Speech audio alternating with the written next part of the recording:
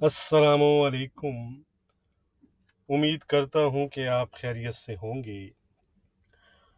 इस वीक का main event FOMC meeting थी, जिसमें मेन क्वेश्चन ये था कि 25 बीपीएस रेट कट होगा या 50 बीपीएस रेट कट होगा। मेजॉरिटी ऑफ इन्वेस्टर जो थे, उनके अकॉर्डिंग 50 बीपीएस का जो रेट कट है वो फेड नहीं करेगा, वो एक्सपेक्ट नहीं कर रहे थे। बट फेड ने एक बिग सरप्राइज दिया और 50 बीपीएस का रेट कट किया। तो इस तरह आप कह सकते हैं कि जो मार्केट की प्रोडिक्शंस थी वो एक्यूरेट रहीं, और जो वॉल स्ट्रीट के जो इन्वेस्टर्स और या जो एनालिस्ट हैं वो रॉन्ग साइड पर रहे। अगर हम यूएस की इकानमी को देखें तो बिल्कुल ऐसा ही है कि फेड को 25 बीपीएस से ही रेट कट जो है वो स्टार्ट करना चाहिए था। डाटा को देखकर मेरा व्यू भी यही था। आप जानते हैं, आपके साथ मैंने शेयर भी किया था, जो कि एक्यूरेट साबित नहीं हुआ, तो उसके लिए अपोलोजाइज। बट मैंने आपको क्लियर भी किया था कि ये मेरा व्यू है, जो कि गलत भी हो सकता है। रिसेंट 40 इयर्स में इससे पहले Fed started with the 50 bps just two times.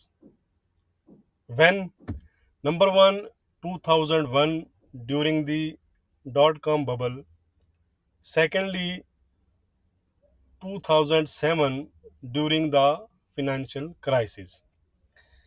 इसके अलावा एवरी रेट कट साइकिल जो है वो फेड ने 25 बीपीएस से ही स्टार्ट किया, अनलेस के जब तक इकानमी को किसी मेजर क्राइसिस का सामना नहीं था।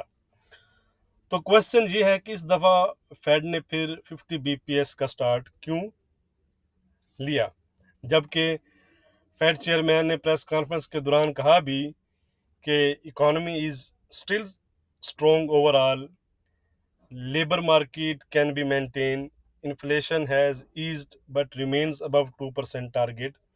तो जब आप खुद कह रहे हैं कि इकोनॉमी स्ट्रॉन्ग है, किसी मेजर क्राइसिस का सामना नहीं है, तो then why Fed cut by 50 BPS?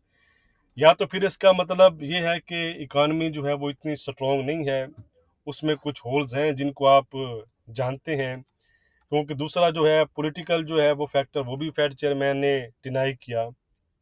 तो बहरहाल अगर हम देखें तो फेड मीटिंग का जो रिजल्ट था वो गोल्ड के लिए पॉजिटिव ही रहा, और गोल्ड ने न्यू ऑल टाइम जो है वो प्रीवियस 2600 के आसपास के ब्रेक करके, 2600 भी उस दिन लगाया था, लेकिन फ्राइडे को 2625 के न्यू ऑल टाइम हाई लगाकर 2622 पर जो है वो गोल्ड ने वीकली क्लोजिंग दी है। तो नियर टर्म में आप कह सकते हैं कि कुछ रिट्रेसमेंट या प्रॉफिट बुकिंग आपको नज़र आ सकती है, बट ट्रेंड फिलहाल चार्ट के मुताबिक बुलिश ही है। तो गोल्ड को जो सपोर्टेड है, आपके ये जहन में क्वेश्चन आ सकता है कि व्हाट इज रीजन जो कि गोल्ड को सपोर्टिव है। तो उनको अगर हम देखें तो वो तीन बड़ी मेजर जो हमें रीजन जो मुझे नज़र आती हैं। एक तो है कि मेजर सेंट्रल बैंक्स की तरफ से जो रेट कट्स किए जा रहे हैं वो एक सपोर्टिव फैक्टर है। नंबर टू, जियोपॉलिटिकल टेंशंस हैं, जो कि आपको पता है इसराइल वगैरह की तरफ से और जो चल रहा है इशू वगैरह।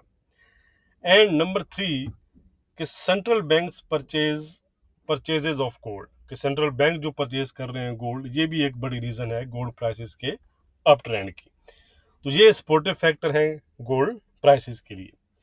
बाकी डाटा और न्यूज़ की अपडेट्स के लिए आप मुझको टेलीग्राम और फेसबुक पर फॉलो कर सकते हैं, link in video description. WhatsApp group के लिए भी डिस्क्रिप्शन में नंबर दिया गया है, उस पर आप मुझसे कॉन्टैक्ट कर सकते हैं और व्हाट्सएप ग्रुप में ज्वाइन होने की डिटेल्स जो है वो हासिल कर सकते हैं। तो चलें एक नज़र नेक्स्ट वीक के कैलेंडर पर डाल लेते हैं, फिर हम चार्ट की तरफ चलेंगे।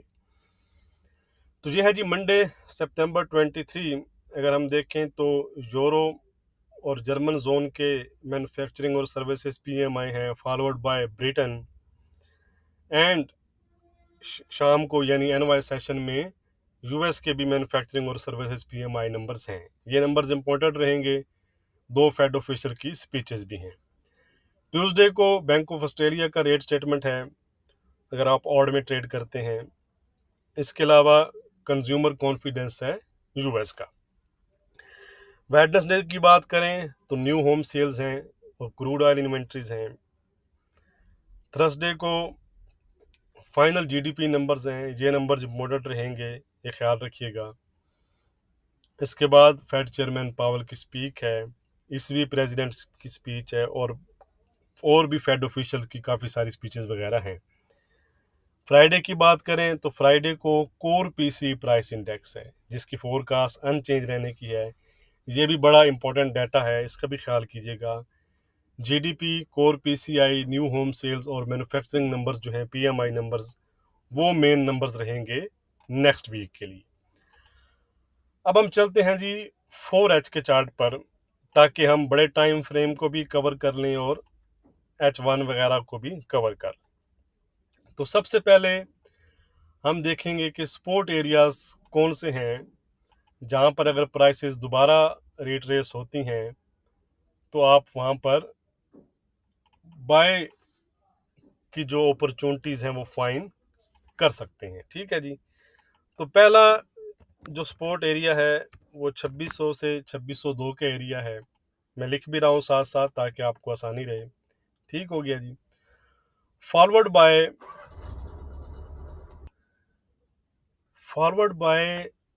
2590 2585। ठीक है जी।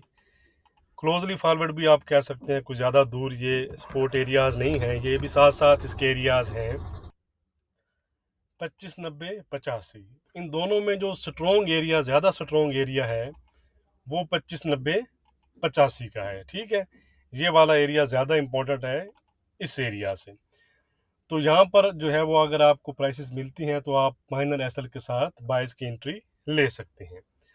ऑन द अदर साइड अगर प्राइसेस ये एरिया ब्रेक कर देती हैं, ठीक है, तो फिर आप डाउन साइड को जो है वो टारगेट कर सकते हैं। कहाँ तक वो मैं भी आपको बता देता हूँ, वो मैं लिख कर बता देता हूँ आपको जी। फिर डाउन साइड पर आप इन एरियाज़ को टारगेट कर सकते हैं। कौन से एरियाज़ हैं? ये हैं जी 2570-72 का एरिया है और 2560 से 2555 का एरिया है। 2560 से 2555 का एरिया। मैं एरो से भी आपको ये आपके पास डाउन साइड पर जो है ये वाले लेवल्स हैं। अब अगर हम रेजिस्टेंस की बात करें तो फर्स्ट इमीडिएट रेजिस्टेंस तो आपको पता है कि जो हाई है 26-25 का जो इसने लगाया है वही है, लेकिन इससे अबव जो लेवल्स हैं वो कौन से हैं वो हम देख लेते हैं। रेजिस्टेंस लेवल जो फेस करना पड़ेगा वो 2635 का पहला है, 2650 का सेकंड है और 2665 के आसपास का तीसरा लेवल है। ये वाला जो लेवल है यानी 2665 वाला, ये हमारा वीकली का जो है वो रेजिस्टेंस लेवल भी रहेगा। वीकली सपोर्ट क्या है वो हम देख लेते हैं, वो भी मैं आपको बताऊंगा। लेकिन उससे पहले अभी तक अगर आपने वीडियो को लाइक और शेयर नहीं किया तो लाइक और शेयर ज़रूर किया करें। आपके लाइक करने से चैनल को जो है वो सपोर्ट मिलता है। ठीक हो गया जी। तो ये इस तरह कुछ है, लेकिन एंट्रीज यही है कि अगर आप मार्केट डिप करती है तो आप बाय साइड पर रहें, और ये वो लेवल्स हैं जिनको आप फॉलो कर सकते हैं। अब हम देख लेते हैं कि वीकली रेजिस्टेंस और सपोर्ट हमारा क्या रहेगा। वीकली जो रेजिस्टेंस है हमारा वो है जी 2665 का। सपोर्ट थोड़ा सा दूर है, सपोर्ट है 2497 का। ठीक है जी। ट्रेंड है इसका पॉजिटिव, वो तो बताने की ज़रूरत ही नहीं है। शॉर्ट टर्म में आप कह सकते हैं, जैसा कि मैंने पहले कहा, कि प्रॉफिट बुकिंग वगैरह हो सकती है, लेकिन मेन ट्रेंड गोल्ड का जो है वो फिलहाल बुलिश बना हुआ है। बहुत शुक्रिया।